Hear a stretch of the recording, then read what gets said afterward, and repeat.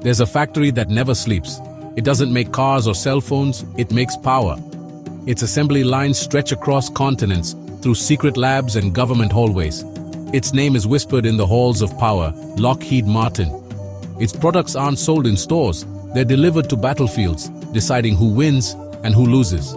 This isn't just a company, it's a driving force of history, fueled by fear and funded by nations getting ready for the next war. The story of Lockheed Martin is the story of modern warfare itself.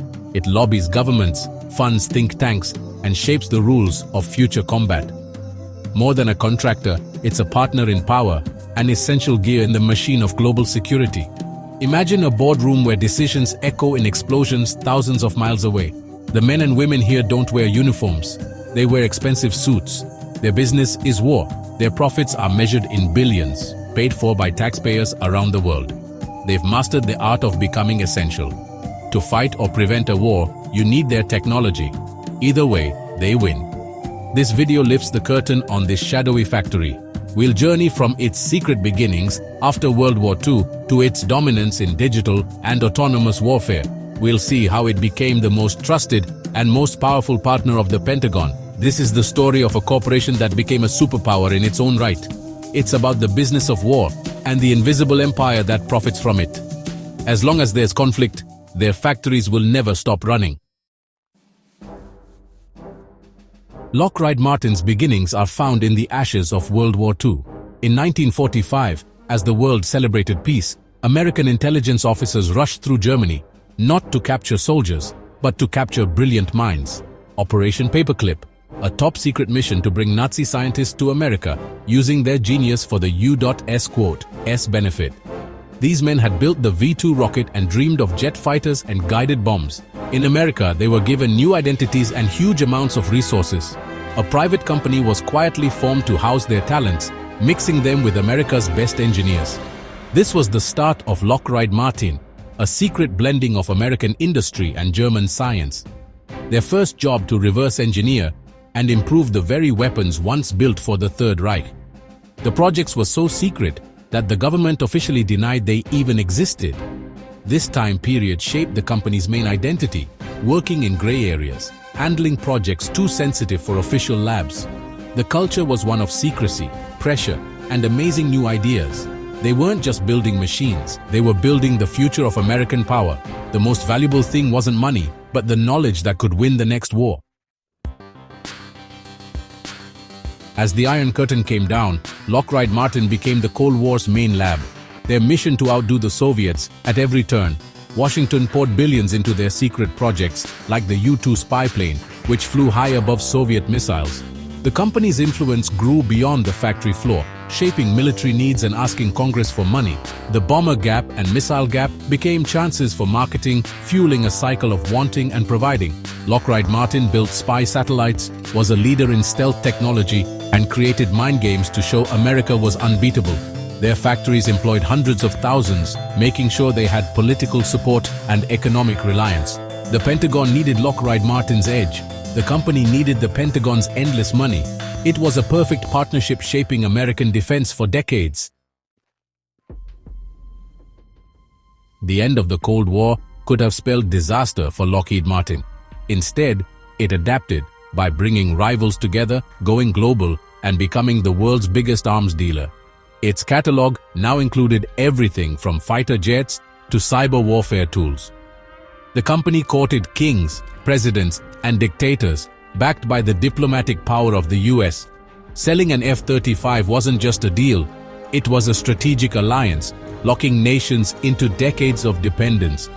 Its technology showed up in every major conflict, from the Balkans to the Middle East. Instability became opportunity.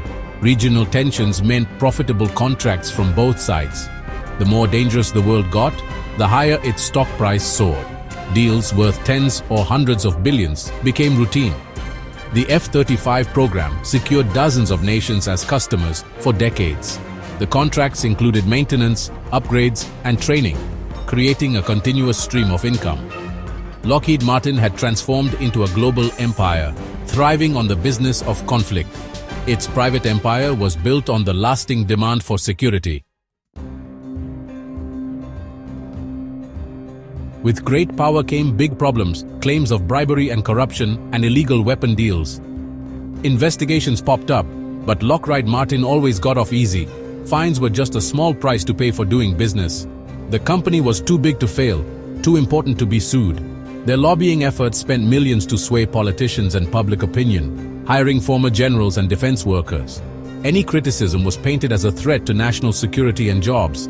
Lockheed Martin became an untouchable empire. So important to the government, it was protected as if it were part of it. As war moved into cyberspace, Lockheed Martin was already there. It poured billions into AI, autonomous drones, and cyber warfare. Its new products were quieter, but no less deadly algorithms that sift through surveillance, drones that hover for days, cyber tools that can cripple nations. The company sold information dominance, the power to see, decide, and act faster than any adversary. It built both digital shields and digital bombs, integrating its systems into the military's nervous system.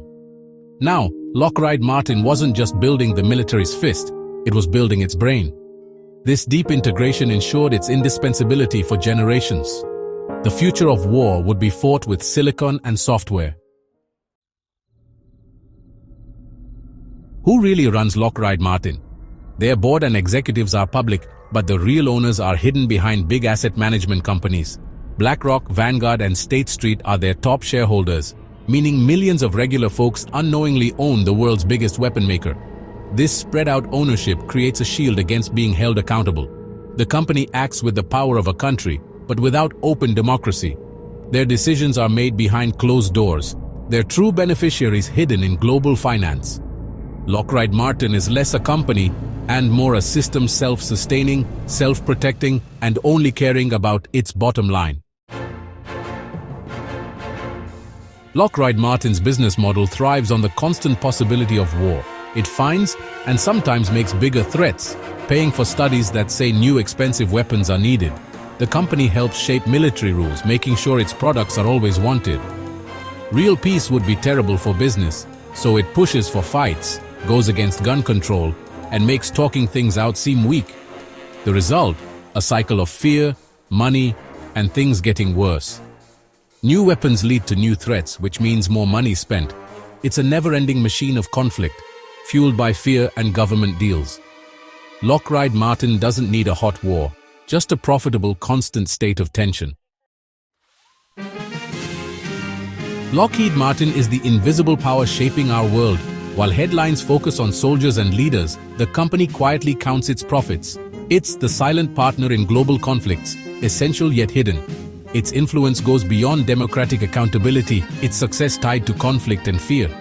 We've made war a private business, handing it over to a for-profit company that benefits from instability. As the world turns to weapons for solutions, this faceless empire will thrive in the shadows it helps create. The shadowy factory keeps going, planning the next war and the one after that.